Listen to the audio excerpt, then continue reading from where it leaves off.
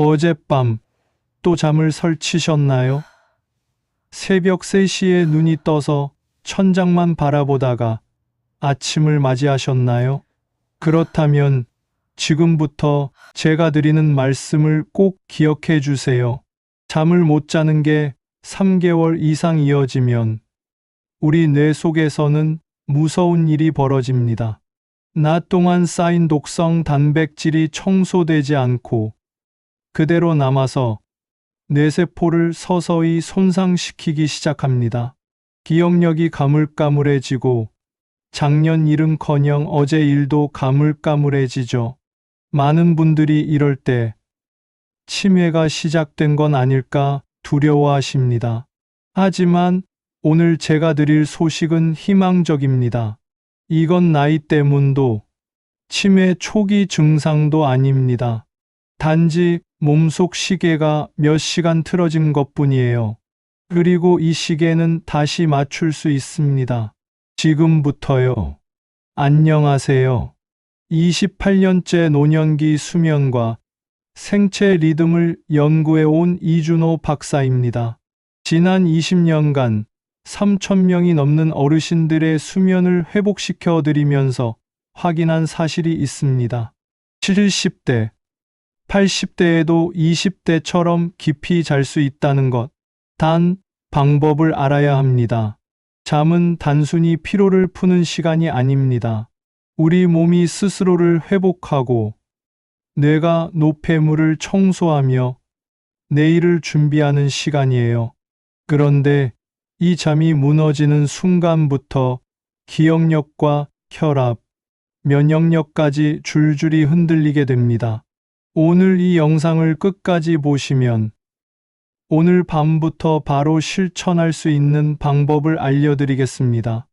몸의 시계를 다시 맞추는 정확한 방법. 한 달이면 숙면 리듬이 돌아오는 5가지 핵심. 그리고 74세의 10년 만에 푹 잔다는 말을 되찾은 실제 사례까지 지금부터 시작합니다. 지난 2달 전 김은자님이라는 74세 어르신이 제게 오셨습니다. 잠을 설친 지 몇 년째라 기억이 가물가물해지고 혹시 치매가 시작된 건 아닌가 두려워하시더군요. 그분은 밤마다 11시쯤 누우시는데 정작 잠이 드는 건 새벽 1시가 넘어서였어요. 침대에서 2시간 넘게 뒤척이면서 낮에 있었던 일들, 자식 걱정, 건강 걱정이 머릿속을 떠나지 않는다고 하셨습니다. 겨우 잠들어도 새벽 3시면 어김없이 눈이 떠졌고 그 후로는 다시 잠들지 못하고 천장만 바라보다가 아침을 맞으셨죠.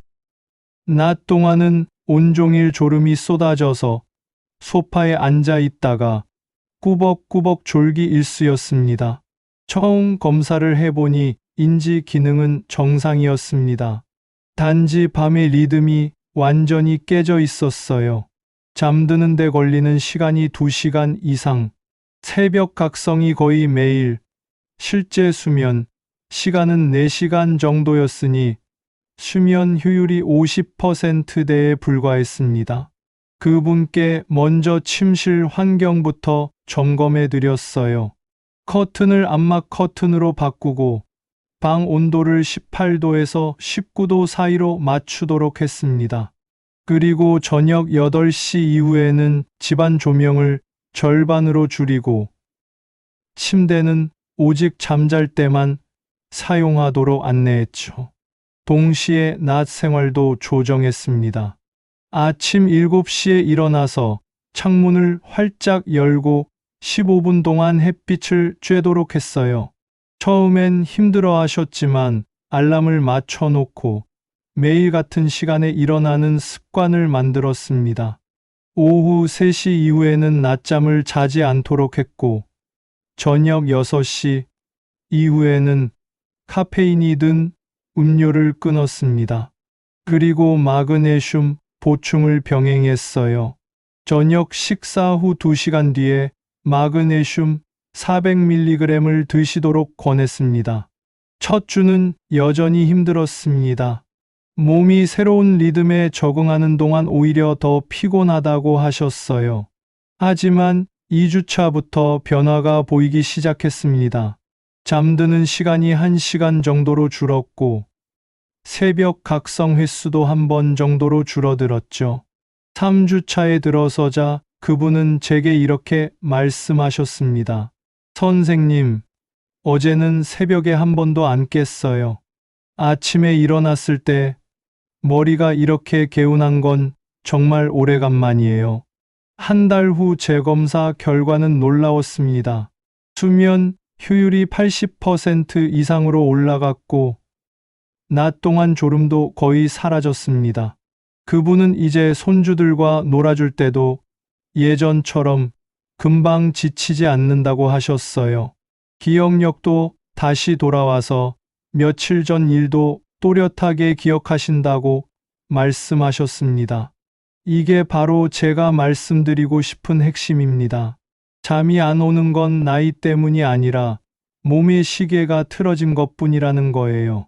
지금 이 영상을 보고 계신 분들 중에도 나도 밤마다 2~3번 깬다고 생각하시는 분 계신가요? 그건 단순한 노화가 아닙니다. 몸의 시계를 되돌리면 충분히 다시 푹 잘 수 있습니다. 지난 일주일 동안 몇 시에 잠들고 몇 시에 깼는지 한번 적어 보세요. 그게 첫 진단입니다. 그리고 나는 원래 잠이 얕다는 생각을 내려놓는 것부터 시작해 보세요. 그 생각이 오히려 잠을 방해하고 있을 수 있으니까요. 이제 숙면이 정확히 무엇인지 말씀드리겠습니다. 숙면은 그냥 오래 자는 게 아닙니다.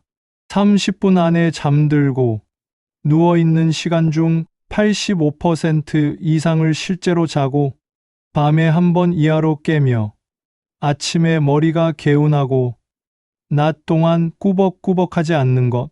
이 5가지가 충족될 때 좋은 수면이라 부릅니다. 이 5가지 중 하나라도 깨지면 뇌와 혈관은 빠르게 노화하기 시작합니다. 우리 뇌 속에는 낮 동안 쌓인 단백질, 찌꺼기를 청소하는 시스템이 있습니다. 이걸 글림프 시스템이라고 부르는데 쉽게 말하면 뇌의 하수도 같은 거예요. 깊은 잠을 자는 동안 이 하수도가 활짝 열려서 노폐물을 쓸어내는데 잠을 제대로 못 자면 이 청소가 멈춥니다. 그러면 찌꺼기가 쌓이고 그게 계속되면 기억력이 떨어지고 치매 위험까지 높아지는 거예요. 박영만 님이라는 71세 어르신이 바로 그런 경우였습니다. 그분은 낮엔 계속 졸리고 밤엔 몇 번씩 깨어나는 생활을 6년간 반복하셨어요. 회사를 다니실 때는 바쁜 일정 때문에 잠을 못 자도 버틸 수 있었는데 은퇴 후에는 그 습관이 그대로 남아서 건강을 갉아먹고 있었습니다.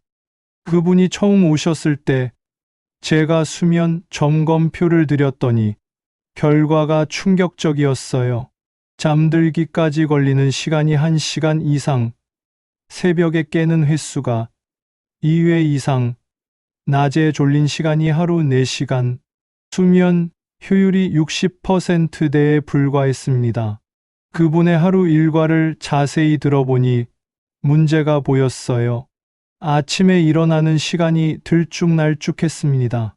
어떤 날은 6시, 어떤 날은 9시, 낮에는 식사 후마다 소파에 누워서 1~2시간씩 주무셨고, 저녁에는 거실 불을 환하게 켜놓고 11시까지 텔레비전을 보셨어요. 그러고 나서 침실로 가면 잠이 안 와서 또 스마트폰을 1시간 넘게 들여다보셨습니다. 이런 패턴이 몸의 시계를 완전히 혼란스럽게 만들고 있었던 거죠. 먼저 기상 시간을 고정했습니다. 주말이든 평일이든 무조건 아침 6시 30분에 일어나도록 했어요. 처음에는 정말 힘들어 하셨습니다. 전날 밤에 잠을 설쳤는데 억지로 일어나는 게 고역이라고 하셨죠. 하지만 이게 핵심입니다. 일정한 기상 시간이 몸의 시계를 다시 맞추는 출발점이거든요. 그리고 일어나자마자 창문을 열고 15분 동안 햇빛을 쬐도록 했습니다. 흐린 날에도 예외 없이요. 낮잠도 조정했습니다. 완전히 끊을 순 없으니 오후 2시 전에 20분 이내로만 자도록 제한했어요. 타이머를 맞춰놓고 절대 그 이상 자지 않도록 했습니다. 저녁 식사는 6시 반에 마치고 8시 이후에는 집안 조명을 절반으로 줄였습니다. 텔레비전은 9시 반이면 끄고 그 이후에는 책을 읽거나 가벼운 스트레칭만 하도록 안내했죠. 침실에 들어가면 스마트폰은 거실에 두고 오도록 했고요. 처음 2주는 정말 힘든 시간이었습니다. 밤에 잠이 안 와서 뒤척이고 그래도 아침 6시 30분에 일어나야 하니 낮 동안 너무 졸리다고 하셨어요. 하지만 포기하지 않고 계속 실천하셨습니다. 3주차에 들어서면서 변화가 시작됐어요. 밤 10시만 되면 자연스럽게 졸음이 오기 시작했고 새벽 각성 횟수도 줄어들었습니다. 한 달이 지나자 그분은 제게 이렇게 말씀하셨어요. 선생님, 아침에 일어났을 때 머리가 맑아요. 이런 느낌 정말 오래간만이에요.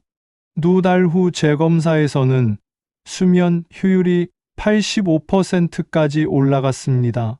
낮에 졸린 시간도 하루 1시간 이내로 줄었고 집중력도 많이 좋아졌다고 하셨어요. 그분은 이제 손주들 숙제도 봐주시고 오랜만에 만난 친구들과 등산도 다니신다고 합니다. 이게 바로 좋은 수면이 가져다주는 변화예요. 혹시 지금 아침에 일어났을 때 머리가 무겁고 두통이 있으신가요? 그럼 수면 효율이 떨어진 겁니다. 오늘부터 스스로 5가지 기준을 점검해 보세요. 30분 안에 잠드는지, 밤새 깊이 자는지, 깨는 횟수는 몇 번인지, 아침에 개운한지, 낮에 졸리지 않은지, 이 5가지 중 몇 개나 해당되는지 세어보는 것만으로도 내 수면 상태를 알 수 있습니다.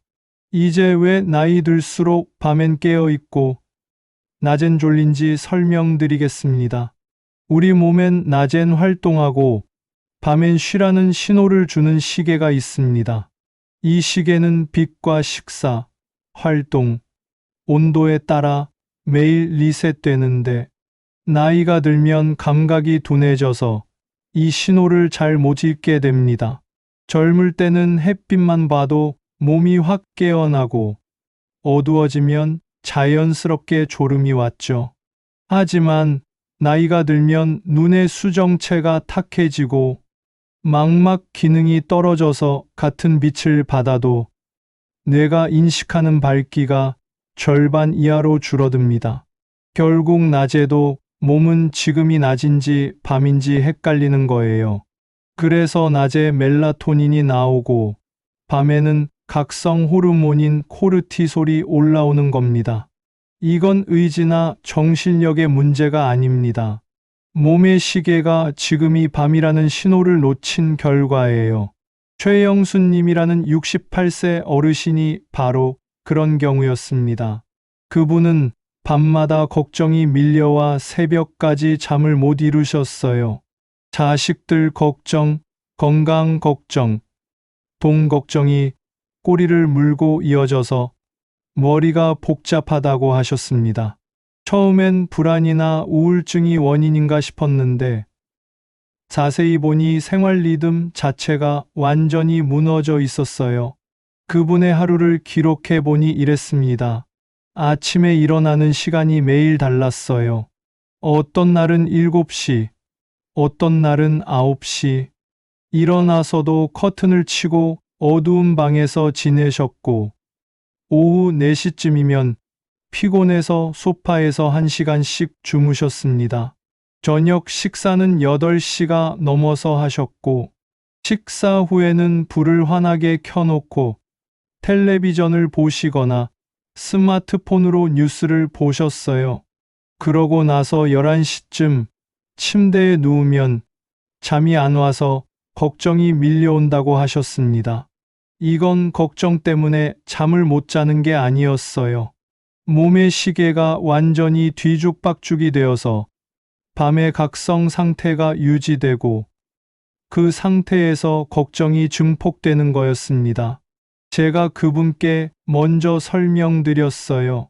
지금 밤에 걱정이 많으신 건 마음이 약해서가 아니라 몸이 지금을 낮이라고 착각하고 있기 때문이라고요. 이 말씀을 드리자 그분이 조금 안도하시더군요. 먼저 기상 시간을 고정했습니다. 아침 7시에 일어나서 바로 창문을 열고 15분 동안 햇빛을 쬐도록 했어요. 흐린 날에도 예외 없이요. 그리고 낮잠 습관을 조정했습니다. 오후 늦게 자는 것 대신 오후 1시에서 2시 사이에 20분만 자도록 타이머를 맞춰 놓았어요. 저녁 식사는 6시 반에 마치도록 했고 8시 이후에는 집안 조명을 절반으로 줄였습니다. 특히 중요한 건 저녁 시간이었어요. 9시 이후에는 텔레비전과 스마트폰을 끄고 대신 책을 읽거나 가벼운 스트레칭을 하도록 안내했습니다. 침실에는 오직 잠잘 때만 들어가고 잠이 안 오면 15분 후에 일어나서 거실에서 책을 읽다가 졸음이 올 때 다시 눕도록 했죠. 첫 주는 여전히 힘들었습니다. 밤에 잠이 안 와서 여러 번 침대를 나왔다 들어갔다 하셨어요. 하지만 2주차부터 변화가 보이기 시작했습니다. 밤 10시만 되면 자연스럽게 졸음이 오기 시작했고 걱정이 밀려오는 횟수도 줄어들었어요. 한 달 후 그분은 제게 이렇게 말씀하셨습니다. 이상하게 요즘은 밤에 걱정이 별로 안 떠올라요. 그냥 자연스럽게 잠이 와요. 이게 바로 생체 리듬이 회복된 증거입니다. 걱정이 사라진 게 아니라 몸이 밤을 밤으로 인식하면서 자연스럽게 각성 상태가 가라앉은 거예요. 2달 후에는 새벽 각성도 절반 이하로 줄었고 낮 동안 활력도 많이 좋아졌다고 하셨습니다. 지금은 동네 노인정에서 친구들과 노래도 부르시고 손주들 돌보는 일도 즐겁게 하신다고 합니다. 혹시 지금 밤에 걱정이 많아서 잠을 못 주무신다고 생각하시나요? 그럼 먼저 일주일간 수면 일지를 써보세요. 몇 시에 일어났는지, 낮에 언제 졸렸는지, 저녁에 무엇을 했는지 기록해보면 몸의 리듬이 어디서 틀어졌는지 눈으로 확인할 수 있습니다. 그리고 나는 원래 잠이 얕다고 생각하지 마세요. 내 시계가 잠시 틀어진 것뿐이라고 생각하는 순간 회복이 시작됩니다. 이제 오늘 밤부터 바로 실천할 수 있는 방법을 말씀드리겠습니다. 근본적인 시계 조정에는 시간이 걸리지만 오늘 밤부터 도움을 받을 수 있는 방법도 있습니다. 바로 마그네슘을 멜라토닌의 재료와 함께 섭취하는 거예요. 트립토판과 비타민 B6 그리고 따뜻한 음식의 조합이 숙면 호르몬 합성을 도와줍니다. 잠이 들기 어려운 분이라면 바나나 반 개와 따뜻한 우유 한 컵, 호두 몇 알을 드세요. 몸의 긴장을 푸는 데 도움을 줍니다. 바나나에는 트립토판이 들어있고 우유에는 칼슘과 마그네슘이 있어서 신경을 안정시켜요. 호두는 멜라토닌을 직접 함유하고 있어서 잠드는 걸 도와줍니다. 이 조합을 자기 1시간 전에 먹으면 몸이 서서히 수면 모드로 들어갑니다. 새벽마다 깨는 분이라면 아몬드 5알과 키위 1개가 좋습니다. 아몬드는 마그네슘이 풍부해서 근육을 이완시키고 키위는 세로토닌 합성을 도와서 밤새 멜라토닌 농도를 일정하게 유지시켜 줍니다. 실제로 연구에서도 키위를 4주간 매일 먹은 노인들의 수면 시간이 평균 35분 늘어났다는 결과가 있어요.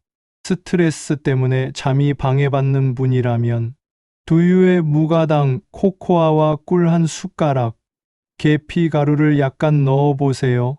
두유의 트립토판과 코코아의 마그네슘, 꿀의 천연 당분이 세로토닌 생성을 도와서 마음이 편안해집니다. 따뜻하게 데워서 마시면 체온이 살짝 올라갔다가 내려가면서 졸음을 유도하는 효과도 있어요. 윤광자님이라는 76세 어르신은 평생 불면증으로 고생하셨습니다. 약을 먹어도 효과가 별로 없고 자다가 깨면 다시 잠들기 힘들다고 하셨어요. 그분께 따뜻한 우유와 마그네슘을 함께 드시도록 권했더니 며칠 후 이렇게 말씀하셨습니다. 선생님, 신기하게 머릿속이 조용해졌어요. 이건 단순한 위로 효과가 아닙니다. 실제로 마그네슘은 신경 전달 물질의 균형을 맞춰주고 트립토판은 세로토닌과 멜라토닌으로 전환되면서 수면을 유도하는 생리적 변화를 일으킵니다. 그분은 이후 매일 저녁 식사 후 2시간 뒤에 따뜻한 우유 한 컵과 함께 마그네슘 400mg을 드셨어요. 동시에 바나나 반 개나 호두 몇 알도 함께 드셨고요. 한 달 후 그분은 확실히 달라지셨습니다. 잠드는 시간이 30분 이내로 줄었고 새벽에 깨는 횟수도 일주일에 한두 번 정도로 줄어들었어요. 그분이 제게 이렇게 말씀하셨습니다. 이제는 잠자는 게 무섭지 않아요. 누우면 잘 수 있다는 걸 알거든요. 이 한마디가 정말 중요합니다. 잠에 대한 불안이 사라지면 실제로 수면의 질이 더 좋아지거든요. 마그네슘을 드실 때는 타이밍이 중요합니다. 저녁 식사 후 2시간 뒤나 잠들기 1시간 전에 복용하는 게 가장 좋아요.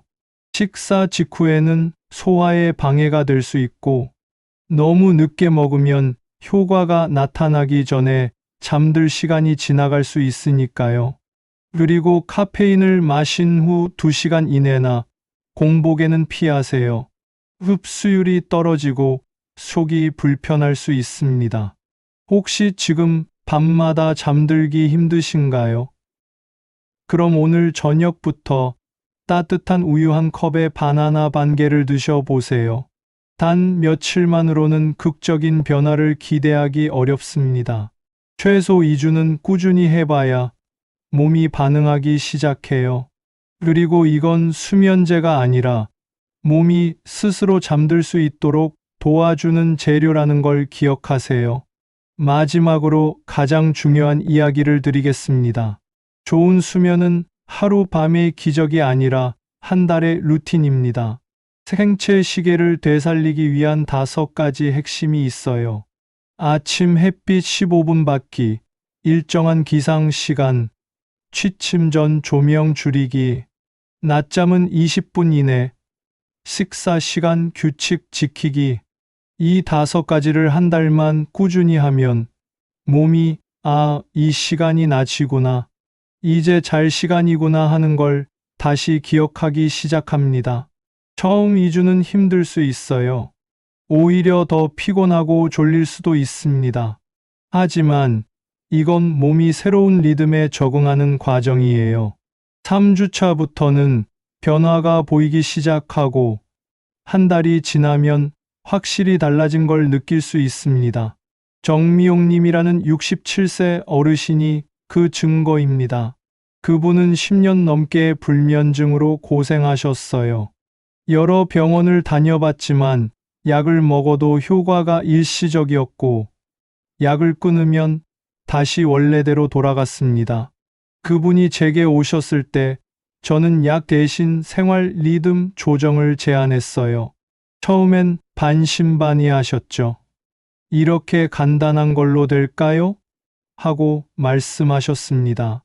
하지만 그분은 정말 성실하게 실천하셨어요.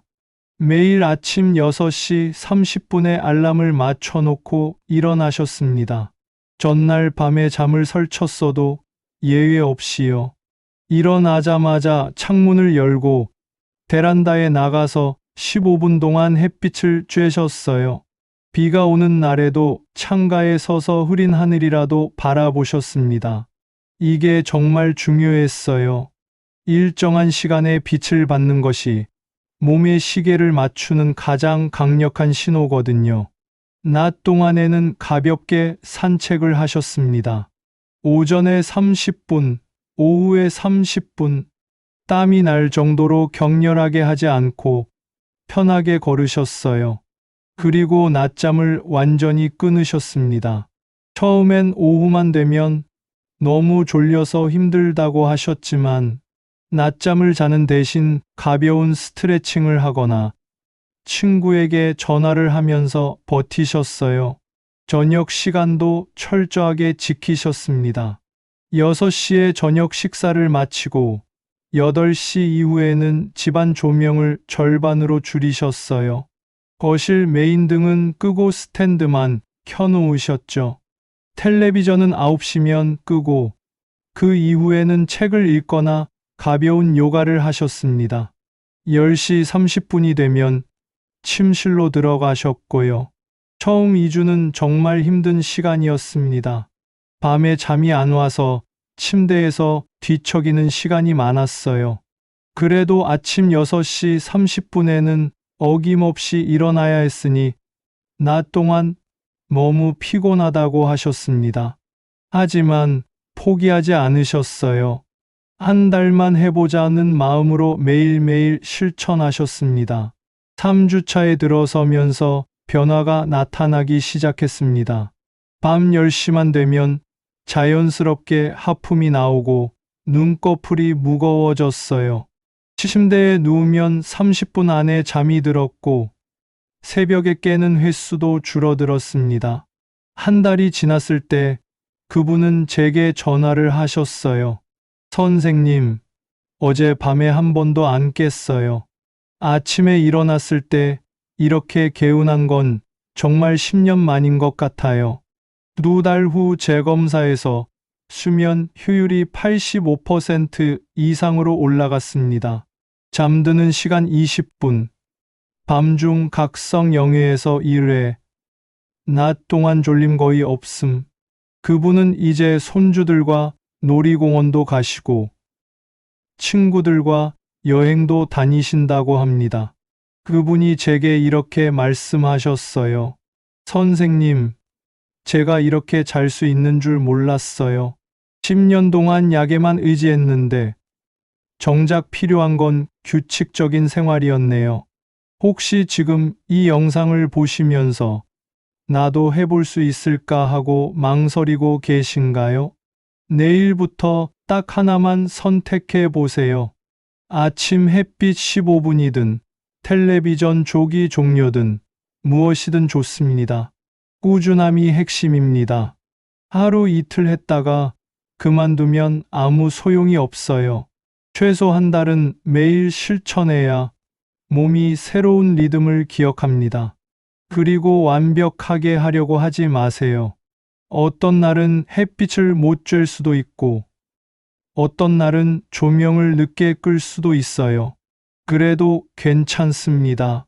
80%만 지켜도 충분히 효과가 있으니까요.